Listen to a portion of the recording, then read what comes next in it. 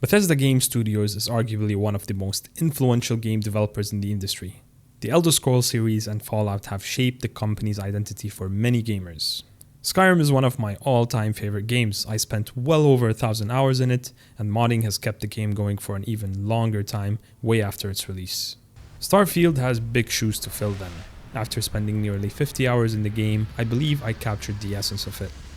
The game sets off to a slow start, introducing you to some of the main characters and establishing the basics of the game world. Basic controls and gun mechanics are surprisingly good here. The skills and perks system is pretty much what you'd expect from a Bathesda game, only with a twist where you need to fulfill certain requirements relative to the skill you want to upgrade. The main story is pretty much simple. It starts off with finding an artifact that gives you weird visions. You're then tasked to take it to a safe place, after which you learn that it's not the first of its kind. There are more of them out in the world, and essentially you're trying to collect them all to solve this great mystery. As you collect these artifacts and progress through the main story, things start to elevate and the game really starts to open up. I don't wish to get into spoilers here, but it's fair to say you should focus on the main story for a while before actually heading off to do any side quests. And talking about side quests, this wouldn't be a Bethesda game without them. There are more than you can ask for here, and they tend to occur naturally, which really plays off well for the game world and the flow of everything around you. There's plenty of characters in the game with unique stories and backgrounds. All are very well voice captured, and an overseen aspect is how well lip syncing is.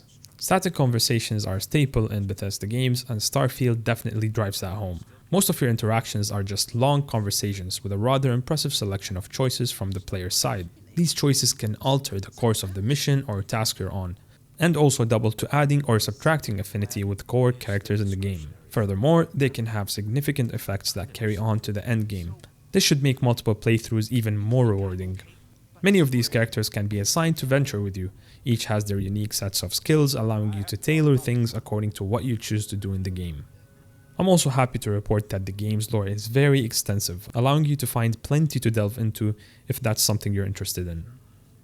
The game's galaxy is vast as well, with hundreds of planets and moons to visit. You can land anywhere in the world, and an area of 4 km squared will be procedurally generated, with 2 or more points of interest to visit. The main reason you'd land anywhere is most likely to harvest or mine materials. This will make much more sense when it comes to building outposts. These allow you to get resources on a larger scale. The building system is actually good and relatively straightforward.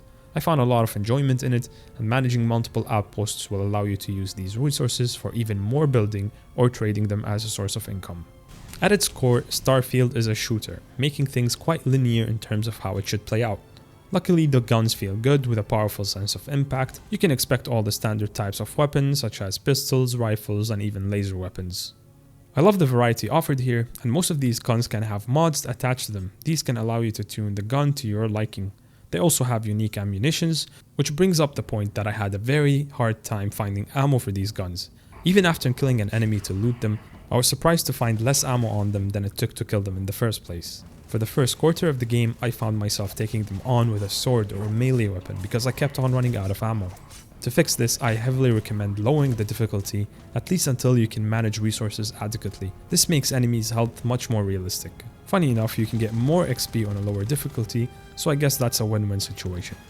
The enemy AI is good. They will often move around and take cover or engage you in a dynamic manner.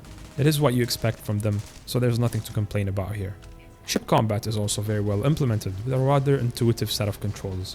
Ships are categorized by 3 classes where you need to level up your piloting skills in order to fly the higher ranked ones.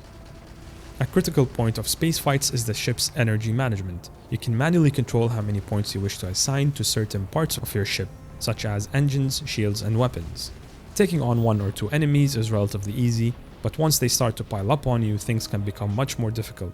Additionally, you have the option to disable enemy ships' engines and board them instead of completely destroying them. Now to one of my favorite aspects of the game, which is ship building. I absolutely loved it and easily put more than 10 hours into it alone. It might look complicated at first, but the more you play around with it, the better you understand how it all works. There is a total of 19 ship manufacturers, each with their unique aesthetics. Parts of the ships are categorized, making it easier to track your build.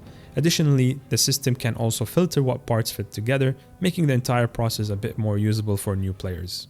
There are specific skills for both outpost and ship building, which gives a good feel of progression throughout this loop. I still have plenty to experiment with and dive into, This is easily one of my favorite aspects of Starfield.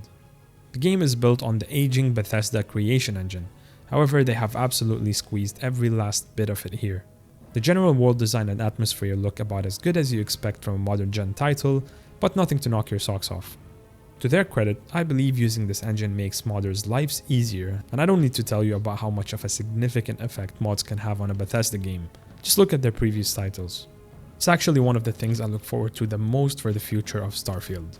Performance is not great. I played on a 13700K and a 3080 on 4K resolution.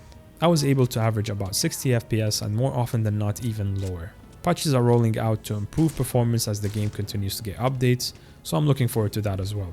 Contrary to many reviews out there, I found the fact that you don't physically land and take off of locations to the benefit of the game. Most of these interactions are done via fast travel or transition, which cuts off a lot of downtime.